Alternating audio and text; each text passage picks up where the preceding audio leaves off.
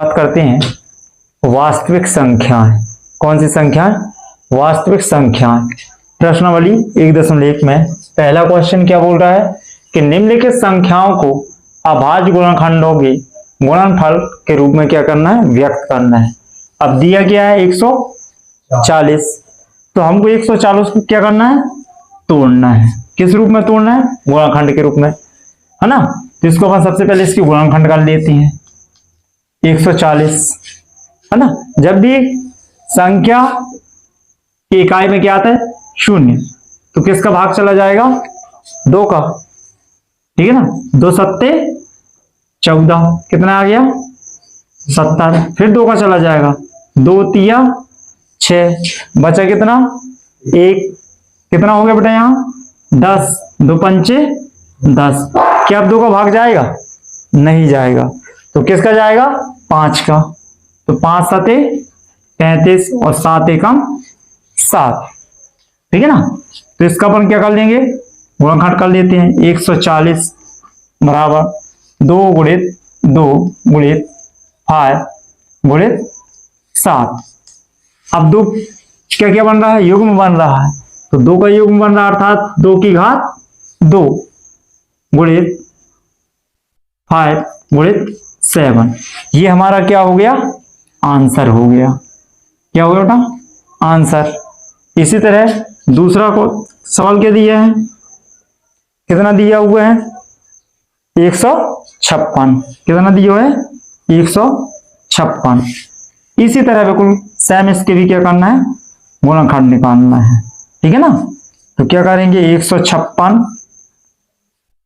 बराबर, फिर गुणनखंड कर लेते हैं 156 का, ठीक। तो किसका? इकाई में क्या है? 6, यानी 2 का भाग चला जाएगा। तो 2 सत्ते 14, बचा कितना? 1। कितना हो गया? 16। 2 अट्ठे 16। फिर 2 का पुनः देते हैं, 2 तिया 6, बचा कितना बेटा? 1। 2 ना 18। अब किसका देते हैं? 2 का तो जाएगा नहीं, क्योंकि इकाई में क्या? विषम संख्या आ चुकी है ना। तो किसका दे देंगे? 3। तो 3 एकम 3, 3 तिरका 9। अब क्योंकि 13 एक अभाज्य संख्या है, तो 13 का ही इसमें क्या कर देंगे? भाग देंगे। 13 एकम 13। इसको हम क्या लिख सकते हैं? 2 गुणित 2 गुणित 3 गुणित 13, अर्थात क्या हो जाएगा? 2 की पावर 2, अर्थात 2 का वर्ग गुणित 3 गुणित 13। प्रश्न दूसरा दिया है, पूर्णांकों के निम्नलिखित युग्मों के एचसीएफ और एलसीएम ज्ञात करना है ना। इसकी जांच कीजिए कि ये 2 संख्याओं का गुणनफल बराबर एचसीएफ इंटू एलसीएम है या नहीं, ठीक है। तो एचसीएफ का मतलब क्या होता है? महत्तम समावर्तक, और एलसीएम का मतलब क्या होता है? लघुत्तम समावर्तक। तो हमको किसका ज्ञात करना है? पहला क्वेश्चन क्या दिया है कि 26 और 91 का लघुत्तम समावर्तक और महत्तम समावर्तक ज्ञात करना है। तो सबसे पहले क्या करते हैं? इनके 26 के गुणनखंड। तो 26 को किस तरह से तोड़ सकते हैं? 2 एकम 2 तिया 6, फिर किसका जाएगा? 13 के 13 एकम 13। इसी प्रकार किसको तोड़ लें बेटा? 91 को। तो किसका जाएगा 91 में? बताओ जरा, किसका जाएगा? 7। बचा कितना? 2। कितना हो गया? 7 × 21। कितना हो गया? 13 एकम 13, ठीक है ना। तो क्या लिखेंगे इसके लिए? 2 गुणित 13, और 91 के लिए क्या लिख देंगे? गुणनखंड। गुणनखंड बराबर कितना हो जाएगा? 7 गुणित 13, ठीक है ना। तो एचसीएफ बराबर क्या हो जाएगा?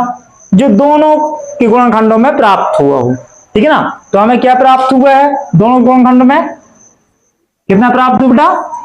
13, है ना। और एलसीएफ कितना हो जाएगा बेटा? 2 गुणित 7 गुणित 13 बराबर कितना हो जाएगा, क्या कर लेंगे अपन, गुणा कर लेते हैं, 7 दूनी 14 गुणे 13, है ना।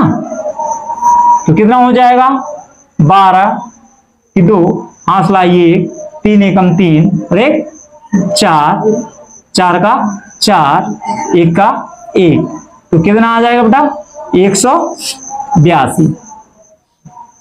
कितना आ गया 182। अब इसके लिए क्या करना है कि हमको दोनों संख्याओं का क्या बताना, दोनों संख्याओं का गुणनफल, ठीक है ना। यह साइड में कर देते हैं, बराबर संख्याओं का गुणनफल क्या हो जाएगा बेटा 26 गुणित 91 बराबर एचसीएफ कितना निकला है अपना 13, ठीक है ना, गुणित एलसीएम कितना निकला हमारा 182, ठीक है ना। तो लिख देंगे 182, इनका आपस में गुणा करते हैं तो कितना प्राप्त होता है देखते हैं, ठीक है ना। तो यहां रफ कार कर लेते हैं, 26 गुणित 91, एक का पहाड़ 6 बार पढ़ेंगे कितना आ जाएगा 6, एक का पहाड़ा 2 बार पढ़ेंगे तो कितना आ जाएगा 2, है ना। 9 का पहाड़ कितनी बार पढ़ना पड़ेगा 6 बार, तो 9 छक्का 54, 54 की 4, हाथ लाई 5, 9 दूनी 18, 18 और 5 कितना होता है, 18 और 5 कितना होता है बेटा 23, है ना। अब इसको अपन क्या कर लेंगे, जोड़ लेंगे, 6 2 और 4 6 3 2, कितना आ गया 2000, कितना आ गया 366। इसी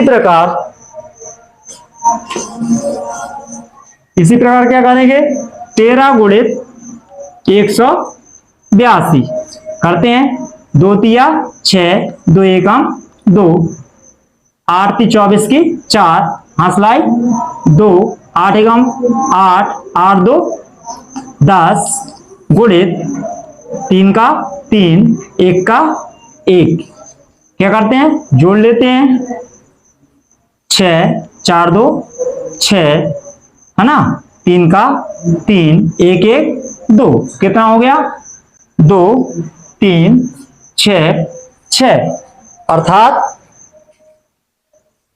हमारा दोनों संख्याओं का गुणनफल बराबर एचसीएफ गुणित एलसीएम, ये दोनों पक्ष क्या आ रहे हैं बराबर आ रहे हैं।